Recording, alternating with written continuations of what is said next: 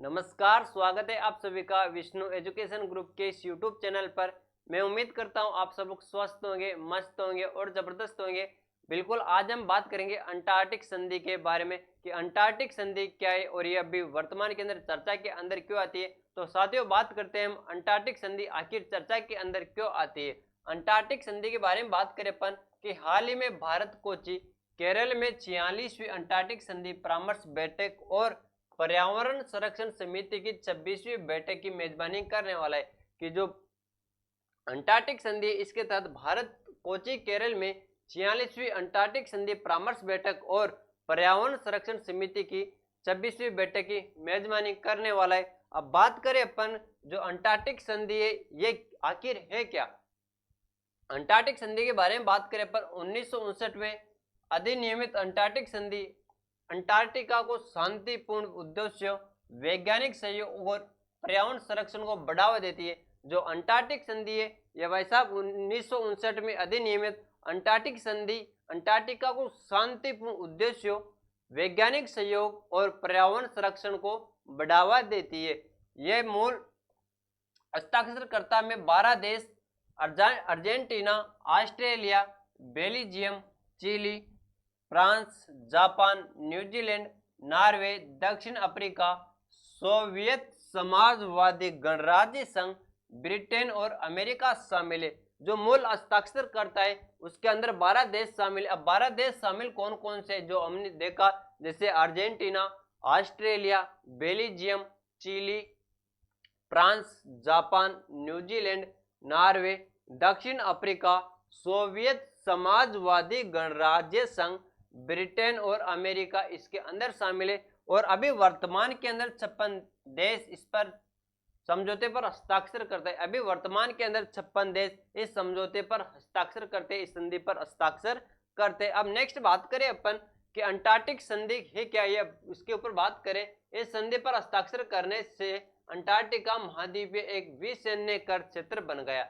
जो ये संधि, इस पर हस्ताक्षर करने से अंटार्कटिक महाद्वीप एक विसैन्य कर क्षेत्र बन जाता है, जिसे केवल वैज्ञानिक अनुसंधान के लिए संरक्षित किया जाएगा, जिसे केवल वैज्ञानिक अनुसंधान के लिए संरक्षित किया जाएगा।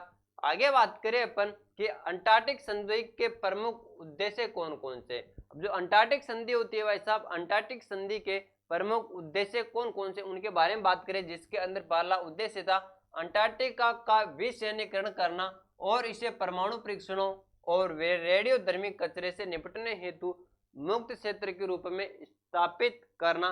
दूसरा उद्देश्य था यह सुनिश्चित करता है कि इसका प्रयोग केवल शांतिपूर्ण उद्देश्यों से के लिए किया जाएगा। ये अंटार्कटिका संधि यह सुनिश्चित करती है कि इसका प्रयोग केवल शांतिपूर्ण उद्देश्यों के लिए किया जाएगा। फिर नेक्स्ट बात करें अपन अगले उद्देश्य के बारे में कि साथ ही अंटार्कटिका में अंतर्राष्ट्रीय वैज्ञानिक सहयोग को बढ़ावा देने और क्षेत्रीय संप्रभुता पर विवादों को दूर करना। जो क्षेत्रीय संप्रभुता और विवादों को दूर करना इसके मुख्य उद्देश्य है। फिर हम बात करें कि अंटार्कटिक संधि और भारत की भूमिका। अब भारत 1983 में अंटार्कटिक संधि का एक सलाहकार दल अंटार्कटिका अनुसंधान और पर्यावरण संरक्षण प्रयासों में सक्रिय रूप से शामिल रहा है।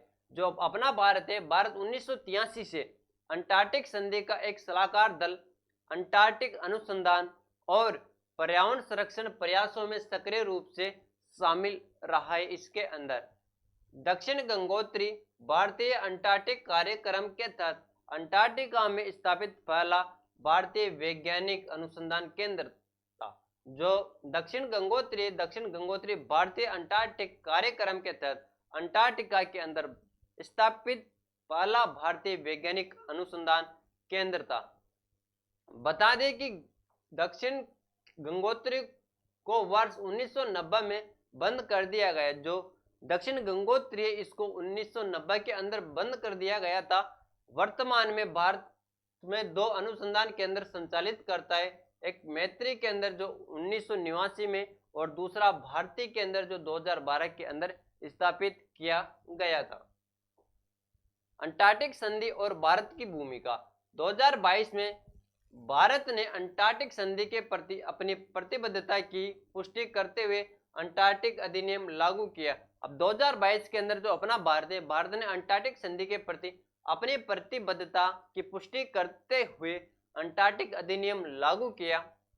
नेक्स्ट बात करें अगली भारत की भूमिका, पृथ्वी विज्ञान मंत्रालय राष्ट्रीय ध्रुवीय और महासागर अनुसंधान केंद्र के माध्यम से इन बैठकों की मेजबानी कर रहा है, जिसका उद्देश्य अंटार्कटिका में पर्यावरण संरक्षण और वैज्ञानिक सहयोग पर वैश्विक चर्चा को सुविधाजनक बनाना है।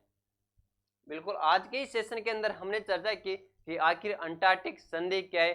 तो सभी साथियों का यहाँ तक के लिए बहुत बहुत धन्यवाद। Thank you, all the best, जय हिंद, जय भारत। मिलते हैं फिर अगले नए मुद्दे के साथ में। धन्यवाद।